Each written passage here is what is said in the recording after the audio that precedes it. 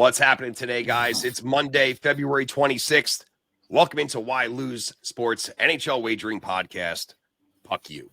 I'm Mike Burns. I'm joined every day with NHL handicapper Les Victory, who had a monster weekend. Monster night last night, monster night Friday. We got our eyes on 4 games going on tonight. We're going to talk about what we like. We're going to talk about where we're leaning. We're going to throw you some free picks. But if you really want the primo shit, you got to get over to whylose.com and grab Les's heavy-hitting packages. Les, how the hell are you feeling today, man? Birdsy, you know what? It was so great not to stay up till 1 o'clock in the morning to watch that 10 o'clock game and be stressed out the whole night. We were done at like 8:30. Me and the wife went and sat on the couch, cooked some popcorn, watched a couple episodes of Mr. D. No hockey, no sports, no stress, because you said it. We swept yesterday, and what a great day. And all in all, really kind of messed up weekend. A lot of dogs ate the favorites this weekend, and it was good to be on the right side of a lot of those ones. We swept yesterday, and Friday. So 2 out of 3 days, big brooms out. We put a guarantee on the package too. So a lot of people enjoyed that. Now, with that being said, one thing I do want to talk about for yesterday was Patrick Kane's return to Chicago, which was a big night for Chicago. Retiring Chris Chelios' number, arguably one of the best American player to ever set foot onto our famous rink. And I got no dispute with that until maybe Austin Matthews hangs it up. But really big night for Patrick Kane. It was just one of those stories that you could feel Chicago coming out with they're ready to win this one for Chelly. And, I thought it might have been Chicago's best game that I've seen them play all year. And they probably deserved it. Mrazek kind of got caught with his hand a little bit at the end there, giving up that tying goal. But, the Showtime game winner, loving the red hat, by the way, the Red Wings. I mean, I got to throw homage to the completion of the sweep, baby. Gotta love Showtime. Oh, dude, yeah. Respect. Absolute perfect.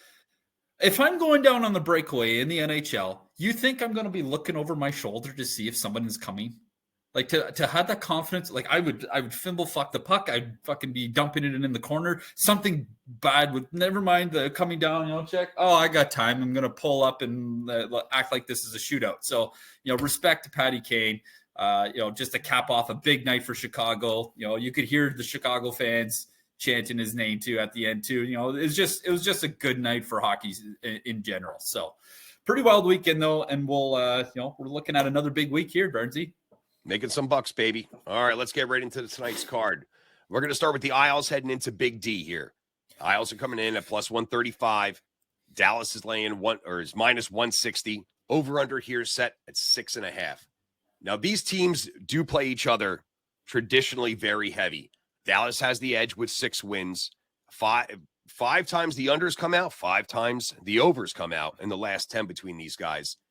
Now, the Isles, as you know, had the coaching change up, right? We got Patty Wall behind the bench, and we've seen a lot of coaching changes throughout the league. We've seen ones in Los Angeles. We've seen Minnesota really spark and turn these teams around. Have not seen that on the Isle. I mean, the Isles have lost 5 of 6. They got blanked by St. Louis. They got rolled by Tampa Bay. I mean, what is going on with these guys here?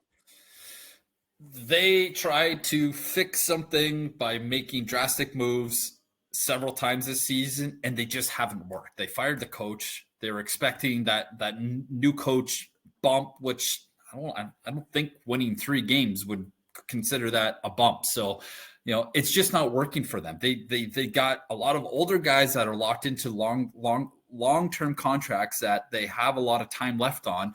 So I don't really know what the solution is. Soroka needs to be better. The goaltending in New York has to be better altogether. I mean, the Islanders have struggled on the road all season. They're 10-12-5, and they got the 25th ranked goals per game. Like, that's no good. You're not going to go get anywhere with that.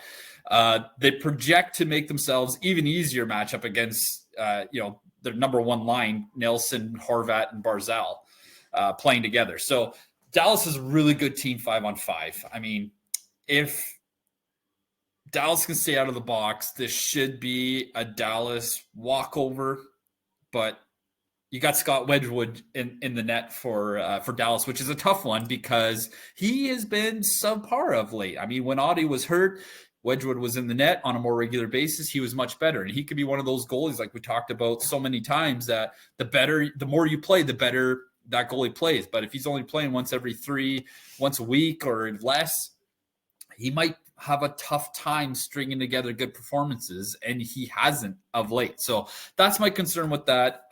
Dallas does have some injury problems going on too, so that's definitely going to affect their firepower.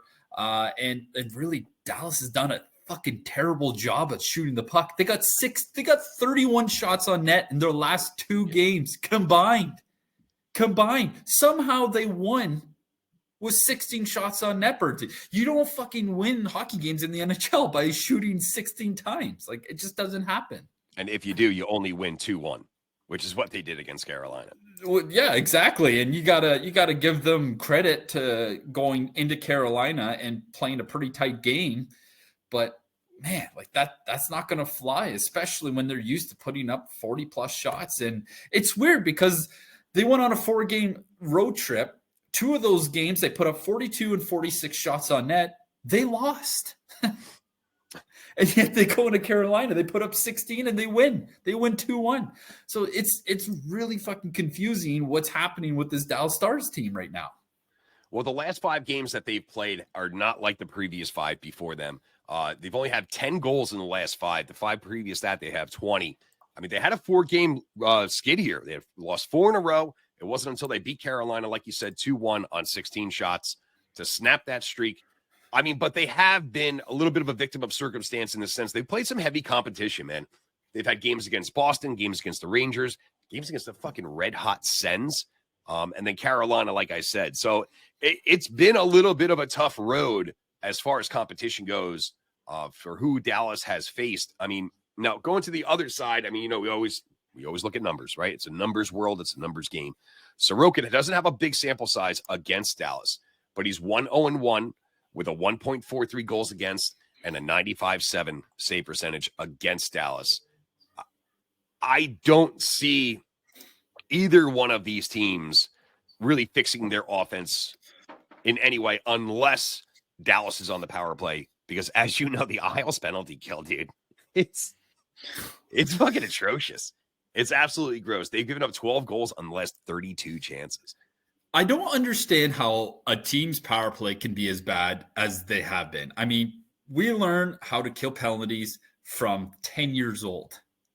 Nothing changes. Whether you're killing penalties in Adam or killing penalties in the OHL, the QHL, the AHL, the NHL. It's the same kind of principle, that same triangle or box, depending on how the power play sets up. It's about active sticks, and they just don't have it. And I mean, you got to give the penalty killers a little bit of a break because your best penalty killer is between the pipes. And when they're not getting great goaltending, it's going to be really tough to give that up. So, they got to change something. They got to be more aggressive. They got to put more pressure.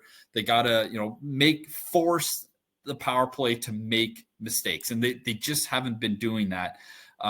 With that being said, Dallas is missing a big part of their power play with Seguin sidelined. I think he's day-to-day. I don't really remember what's going on with him. I think it's something lower body.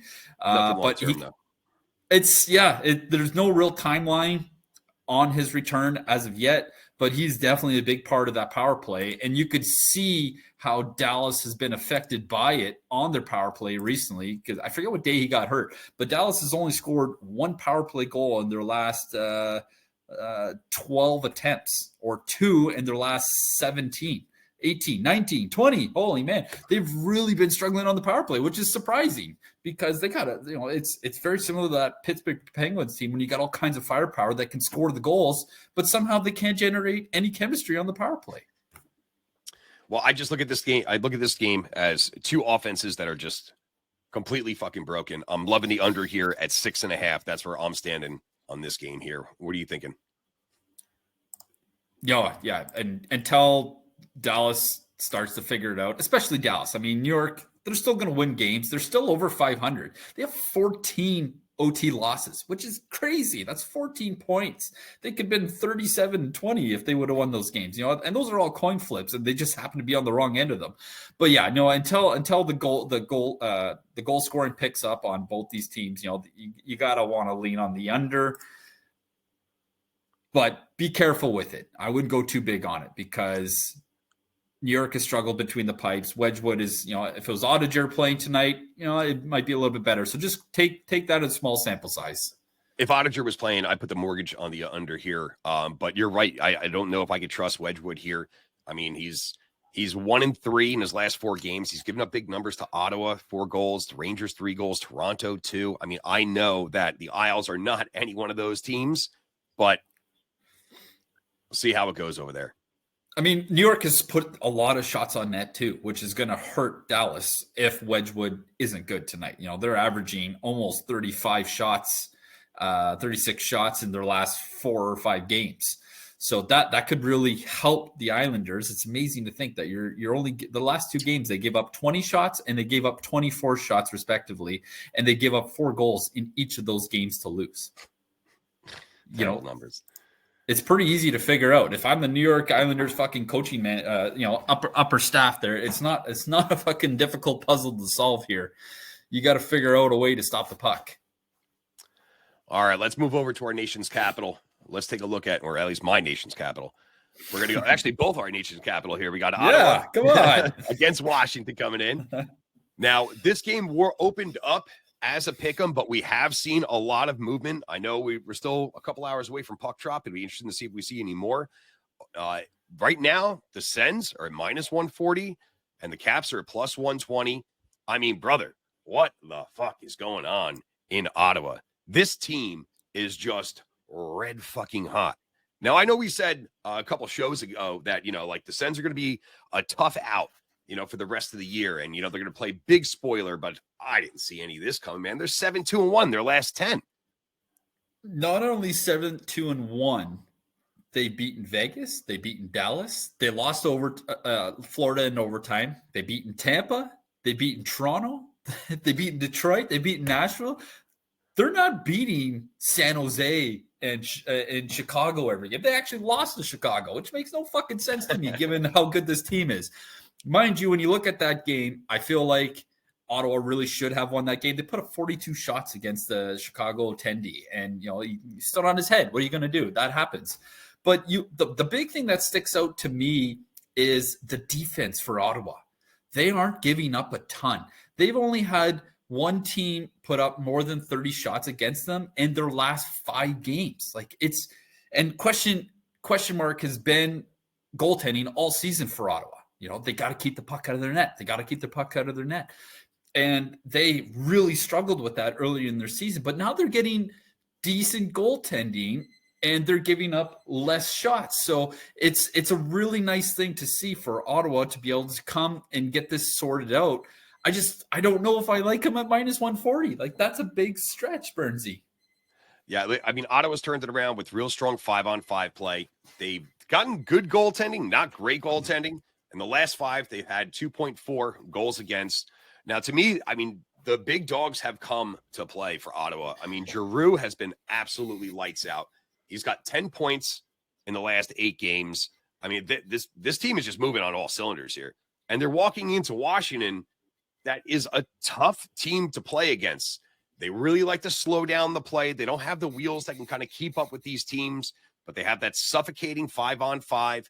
They force turnovers. They're very opportunistic. They're great at jumping on chances and making mistakes here. I mean, they won 3 in a row and almost had 4 until Sonny Malambo fucked the puck twice in overtime to lose against Florida. So yeah, and that seems to be a going thing with Washington. Remember against Vancouver a couple weeks ago, that little backhand muffin with 3 seconds left, and then right up the middle of in front of your own rink, your own tendy there. Oh man, brutal. But you're right. One thing I do like in this Ottawa game is I like the over on the Shane Pinto shot line at over 2.5. I mean, he ranks second in shots at almost 11 and attempts at over 18 per 60 minutes across his past 12 games. And he's hit that total 9 out of those 12 times. He's skating with the top line and he's on the first power play unit. So expect him to be around the Caps net early and often, who allow almost 31 shots per game on home ice. Well, listen, man, like I always tend to ride with the hot hand. I mean, the Sens are the hottest team in the league the last 10 games here.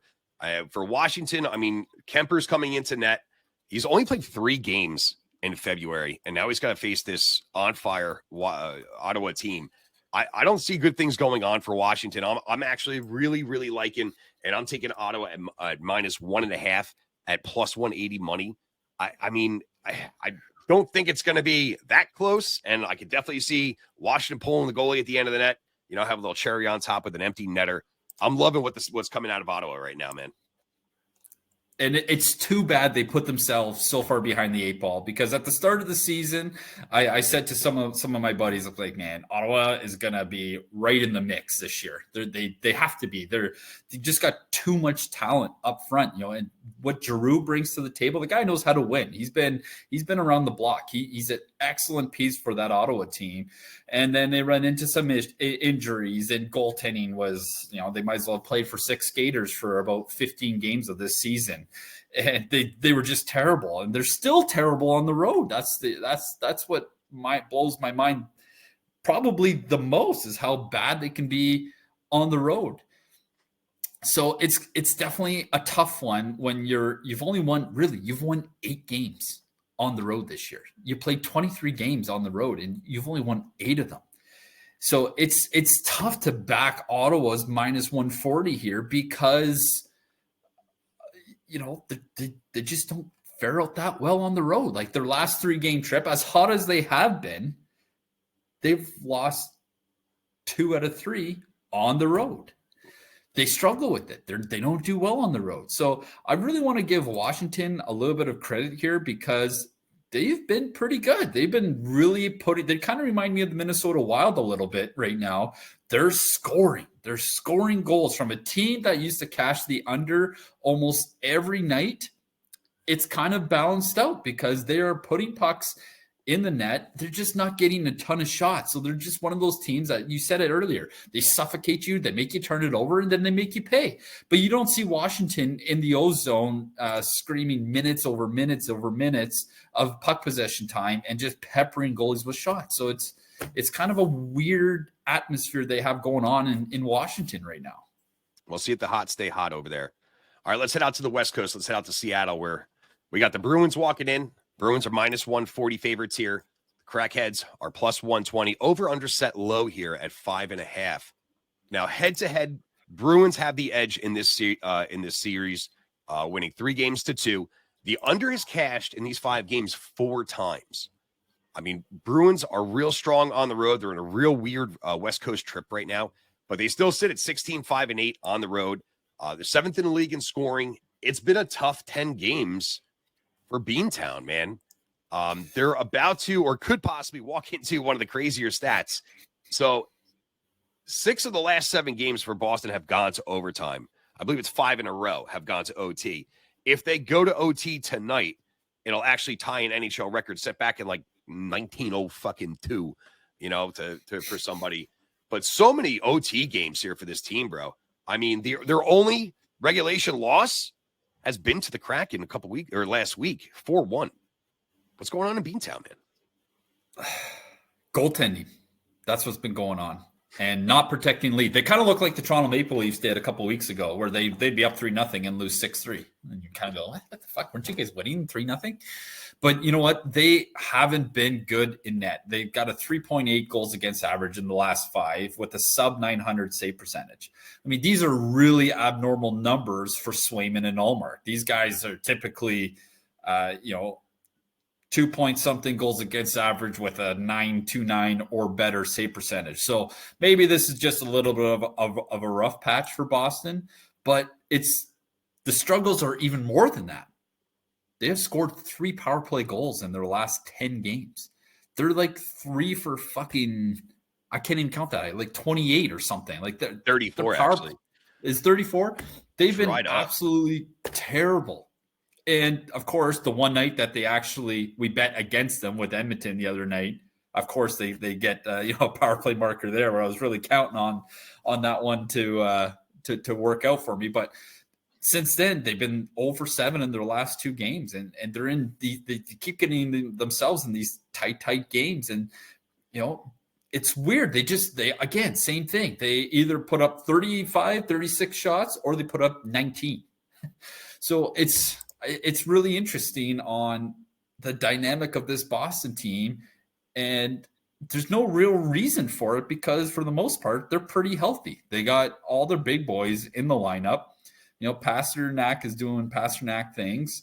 Marchand, I find, has been a little bit quiet of late, but I think he's also contributing a lot of other places on the ice rather than scoring goals and being in the spotlight. But it's just a weird spot. I mean, I don't know. It's a tough one to take because Seattle, they banged up the Vancouver Canucks pretty good at home the other night. They've lost 2 to 3 at home, but then you go and you beat a big team like Vancouver, and you only give up 21 shots against the Vancouver, who's one of the highest scoring teams in the league.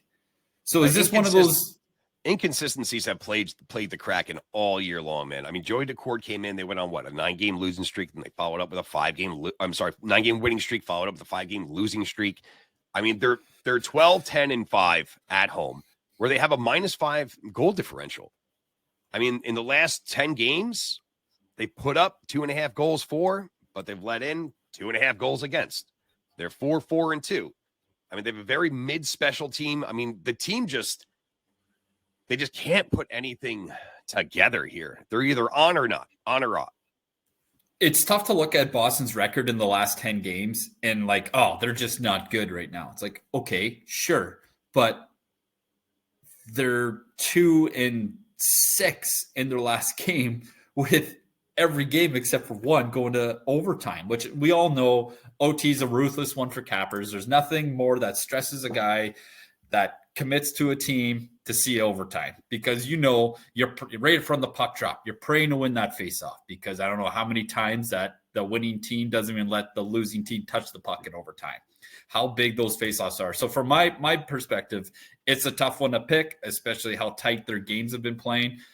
But you got to feel like Boston's got to get it right sooner or later. And really, Seattle hasn't been, like you said, they're so streaky, and they're streaking in the wrong direction again. And, I feel like this is a good spot for Boston to maybe get on that power play board, because when they do, they win. Like I said, 81% penalty kill for Seattle. I mean, 21% power play, just mid shit all around. When I was first looking at this game, I'm really liking the under here. I just saw that Grubauer is going to get the nod in goal. Maybe that changes my mind a little bit. He hasn't had the best of years. He was supposed to be the number 1 guy, and Joey came in and stole it away from him. It's a little bit of a toss-up kind of game for me. It is a tough one, and I hate betting the unders on those 5.5s. You get that 3-3, kind of games that can burn you, or that 3-2 lead with the empty netter, or that last second tying goal to send the over there. So it is a tough one to take. You guys are killing people over there. All right, let's look at the creme de la creme here. We got LA going into Edmonton, right? LA is +130 here. Edmonton is the home favorite at -160. Over under set at 6.5. Now, this is going to be a hell of a game, and I think there's a lot to talk about here. A lot of storylines in this game. Now, LA and Edmonton are now tied in the division. They both have 68 points. LA's road record, 18-7-4. Edmonton's home record, 17-8-2. We all know that LA's turned it around since Hiller's taken over. They're 6-2 underneath him. They have the best power penalty kill in the league at 87%. 87%, dude. And we all know that David Riddick has absolutely been lights out. He's 9-3-3. I mean, Edmonton at home, they're beasts, right? They weren't the other night in the Battle of Alberta. They got pushed around a little bit. They got knocked off their game. I just saw them squeezing the sticks, running around like a bunch of assholes. I mean, I can understand an emotional game like that, but they really got to they're going to be put to the test here. They're going to get past in the standings if they don't stand tough to LA here. Edmonton does not like to get hit Okay. They don't like to get body checked. They think they're a bunch of kings. Yeah. Yeah. They think they're a bunch of kings that earn this respect where I'm Connor McDavid or I'm Leon Draisaitl. You can't hit me. And we saw McDavid get abused a little bit in that Calgary game. He got leveled a couple times. And, that I don't care who you are, you're going to get frustrated with that.